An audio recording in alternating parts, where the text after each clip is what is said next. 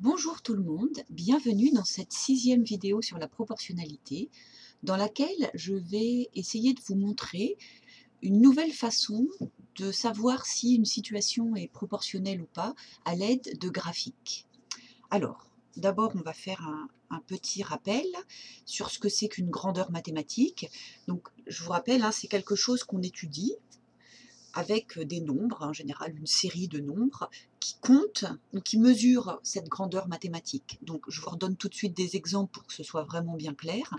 Ça peut être un nombre de quelque chose, l'autre mot c'est l'effectif, ça peut être une longueur, une surface, une masse, un coût, c'est souvent ça, c'est souvent des nombres, des prix, mais ça peut être voilà, aussi tout un tas d'autres mesures, la température, le volume, etc.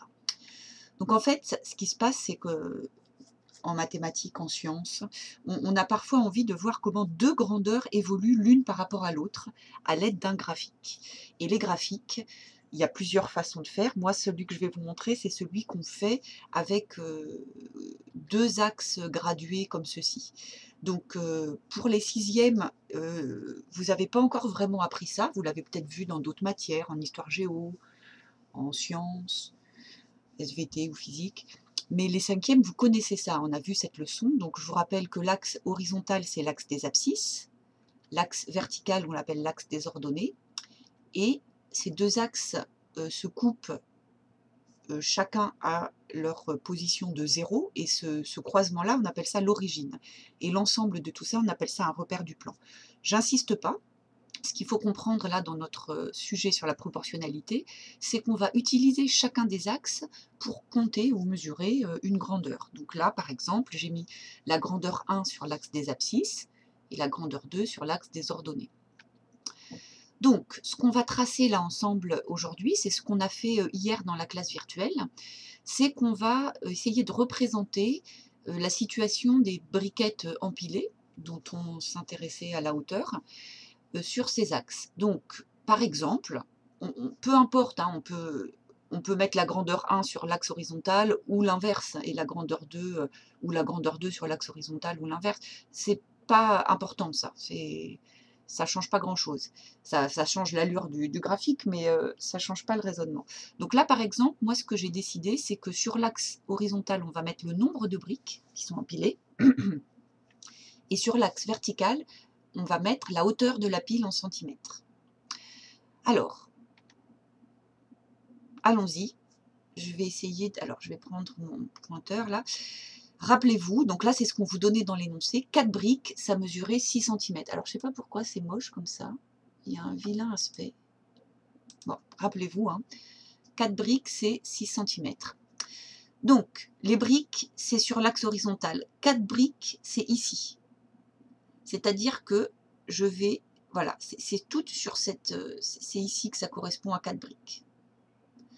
Et la hauteur de la pile de 6 centimètres, c'est ici le 6, donc c'est là. Donc en fait, mon point, je le mets au croisement, vous voyez, de 4 briques et de 6 centimètres. Et ça, un seul point traduit cette situation. Vous voyez, une petite croix, ça résume tout ça. Ça résume la phrase « 4 briques empilées mesurent 6 centimètres ». Ensuite, je reprends l'ordre dans lequel on avait étudié cette situation dans la première vidéo. Je vous avais demandé de me calculer combien mesurait une pile de 8 briques. Et on trouvait 12 centimètres, c'est le double. J'ai raté mon coup.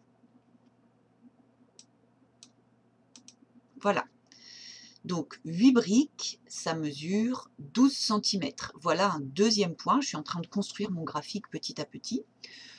Ensuite, je vous avais demandé la hauteur de 2 briques. Alors 2 briques, c'est la moitié, donc ça va mesurer 3 centimètres. Donc je fais mon point ici. 2 briques qui mesurent 3 centimètres. Ensuite, je vous avais demandé 6 briques. Donc il y avait plusieurs façons de le trouver, mais on trouvait que 6 briques mesuraient 9 centimètres. Ensuite, je vous avais demandé une brique. Une brique mesure 1,5 cm. Alors, mon graphique, j'ai eu du mal à être très précise. Là, on a l'impression que c'est un petit peu au-dessus, mais c'est bien 1,5. Il aurait fallu que je descende un petit peu ce petit trait, mais vous voyez, j'arrive pas à être très précise. Si vous, vous le refaites, et ce serait bien que vous le refassiez dans votre cahier, essayez d'être vraiment précis. Et puis alors là, la question que j'avais posée à mes élèves, c'est qu'est-ce qu'on remarque? Et en fait, ce qu'on remarque, c'est que les points sont alignés. Hein. Si je trace une droite, tous ces points-là sont alignés. Et même plus, ils sont alignés et ils passent par 0. Ça passe par l'origine.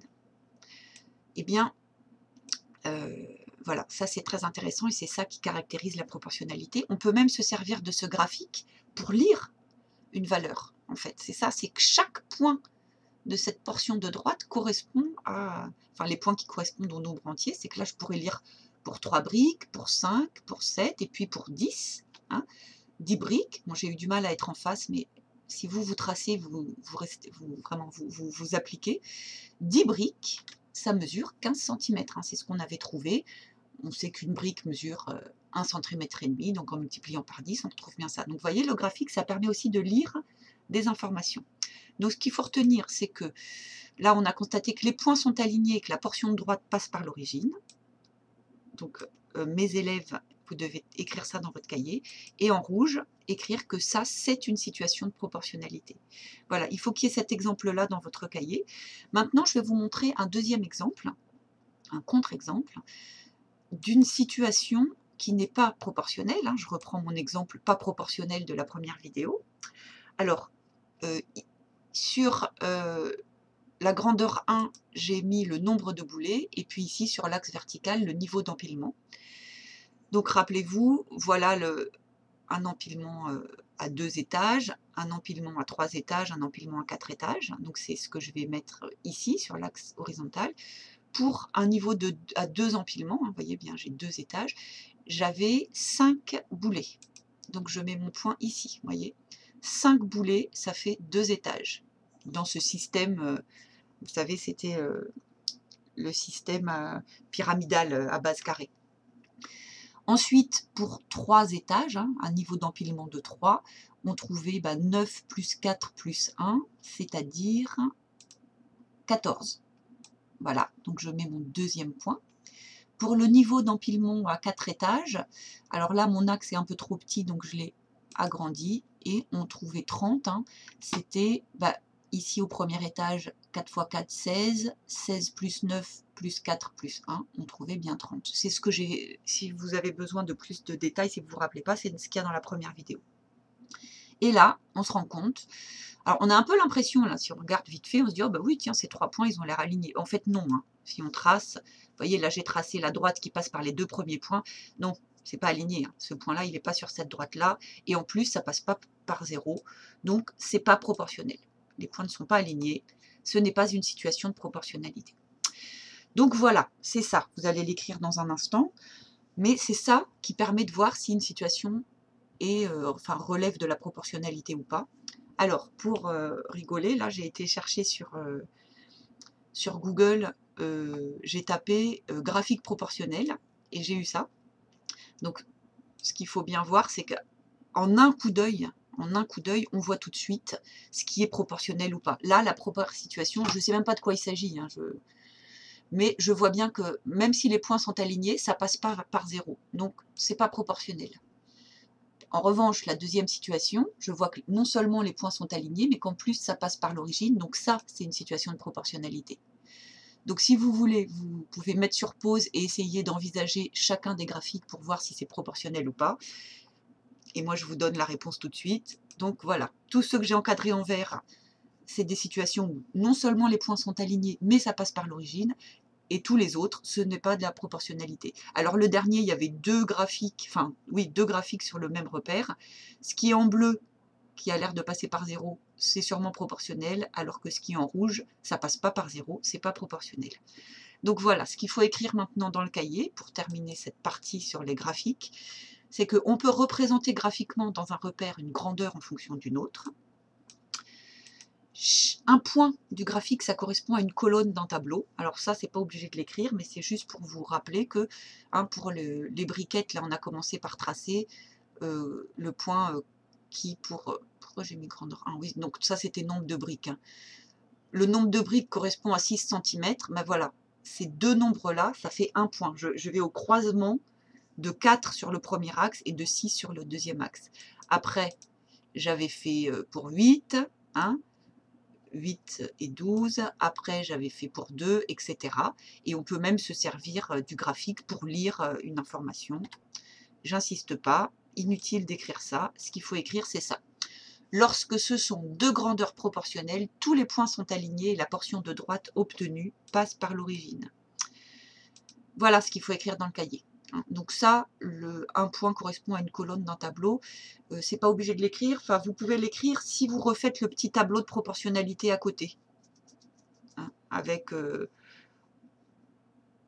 première grandeur, nombre de briques, deuxième grandeur, hauteur 1 cm. Sinon, c'est pas la peine de l'écrire. Voilà, c'est fini. Donc retenez ça. Hein. Quand les points sont alignés et que ça passe par 0, c'est proportionnel. Sinon, c'est pas proportionnel.